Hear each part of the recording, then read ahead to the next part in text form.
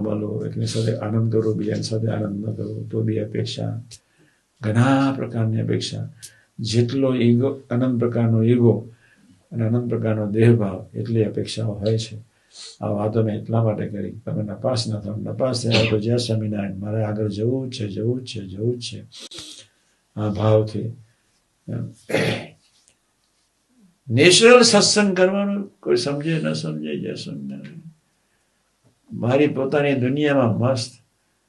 આપણને કોઈ બોલાવે કે ના બોલાવે, આપણને કોઈ માઇક આપે કે ના આપે, આપણે કોઈ ધ્યાન રાખે કે ના રાખે, ભગવાનને ધ્યાન રાખવા દો, ભગવાનને બોલવા દો. આવી સૂક્ષ્મ અપેક્ષાઓ બી ના જોઈએ. ભગવાન આપણું ધ્યાન રાખે, ભગવાન આપણને પ્રેમ કરે. કોઈ પ્રેમ કરે કે ન કરે, મારે ભજનને સ્વાધ્યાય કરવું છે. એ મસ્ત, એ પ્રેમનું સ્વરૂપ છે, એ મારી જોડે પ્રેમ કરશે જ.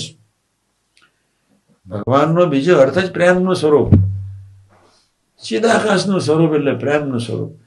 પ્રેમનું સ્વરૂપ એટલે દિવ્ય સ્વરૂપ. એક જ બધા દિવ્ય કહો, પ્રેમ કહો, ચિદાકાશ કહો, અક્ષર કહો, it is one and the same. પ્રેમનું સ્વરૂપ છે. વેર ધેર ઇઝ અ પ્રેમ, ત્યાં દિવ્યતા હોય, ત્યાં મીઠાશ હોય, ત્યાં ભક્તિ હોય, ત્યાં લયવસ્તા હોય. એમાં જ્યાં જ્યાં જે વૃત્તિઓ નડતી હોય એવી સૂક્ષ્મ અપેક્ષાઓને પણ આપણે પ્રલય કરવો છે. અપેક્ષા છે તો વાણી બદલાય છે, અને અપેક્ષા ન હોય તો વાણીની મીઠાશ ક્યારે જાય? ક્યારેય ન જાય. અપેક્ષા શબ્દ હમણાં 3 મહિના ચલાવો છે. વાણી બદલાઈ મીન્સ અપેક્ષા છે, ને વાણી ન બદલાય તો સમજી લેજો નિરવતા છે. તમારી સેવા મધ્ય 28-41 પ્રમાણે થાય છે. સાથી મિત્ર સાથે વાણી બદલાય છે. તમારીથી કોઈ ન વર્તે તો વાણી બદલાય છે. તમારું સાત્વિક અહમ તમારી વાણી બદલી જ નાખે. આને વર્તવું જોઈએ, વાણી બદલી જ નાખે. એટલે આ વસ્તુ પકડી રાખીશું એટલે બધું તંત્ર ઘણું સારું થવા માટે પ્રયત્ન ઓટોમેટિક કરશે. પણ આપણે પાકું રાખવું છે. આજના શુભ મંગળકારી દિવસે ભગવાન કિશન, ભગવાન રામ, ભગવાન શ્રી શક્તિ, ભગવાન સ્વામિનારાયણ, શાસ્ત્રી મહારાજ, યોગી મહારાજ, કાકાજી, પપ્પાજી, સાહેબ, સ્વામીજી, સૌના ચરણને કશ પ્રાર્થના. હે પ્રભુ, આવી વિચિત્ર અપેક્ષાઓ જે અમારા દેહભાવનો, સારપનો અભાવ ગુણમાં લઈ જાય, સંબંધ તોડી નાખે એવી અપેક્ષાઓ અમને દેખાડજો, જેના ફળ સ્વરૂપે અમે સ્વાધ્યાય ભજન કરી શકીએ. તો આજના શુભ મંગળકારી દિવસે મહારાજને સ્વામી એવો ઉદ્યોગ આપે, જેના ફળ સ્વરૂપે તમારો સમય બગડે નહીં. સહજાનંદ સ્વામી મહારાજ વાતની સમજ પડશે નહીં, પણ સાંભળ્યા કરજો. 15 દાડેથી એકવાર સાંભળી લેવું. જેતલપુર 4 અને 5 ક્યારેય ભૂલવાના નથી. મહારાજ આપના માટે જ પૃથ્વી પર આવ્યા છે જ. એને મને પ્રેરણા આપી. આમ તો રહી ગયો. સારું તો મને હાર પહેરાવી દીધો. એમનો સંકલ્પ છે પૃથ્વી પર મારા સ્વરૂપનું વિજ્ઞાન થાવ. એમને આપણને પોતાના માન્યા છે.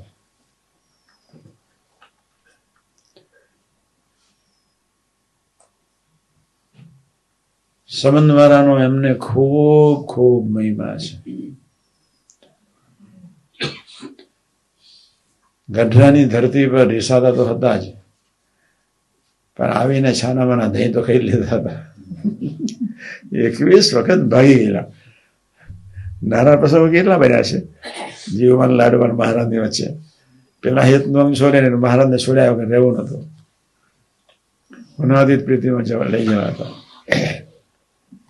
મોટો પ્રસંગ બને તો મહારાજ ઉભા થઈને, જય સ્વામી, લે તારું નહીં ખાવું, જા.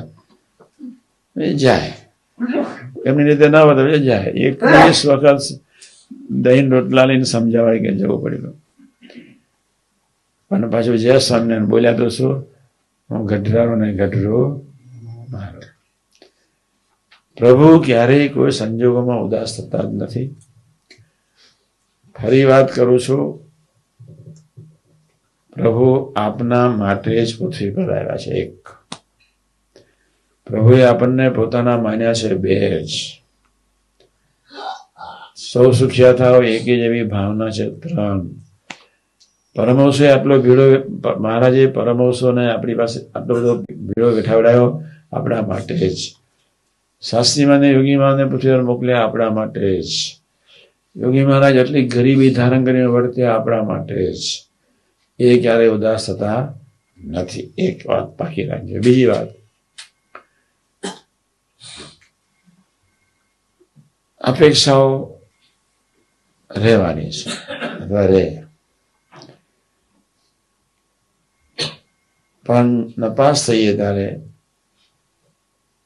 અભાવ ગુણ ભાવ ફેર ગયા સિવાય આત્મીયતાનું ખંડન ન થવા દઈએ. રાત્રે તો સ્વાધ્યાય ભજન કરી લઈએ છીએ. આ એક દિવસનું કામ નથી. મેં બહુ મોટી વાતો કરી છે.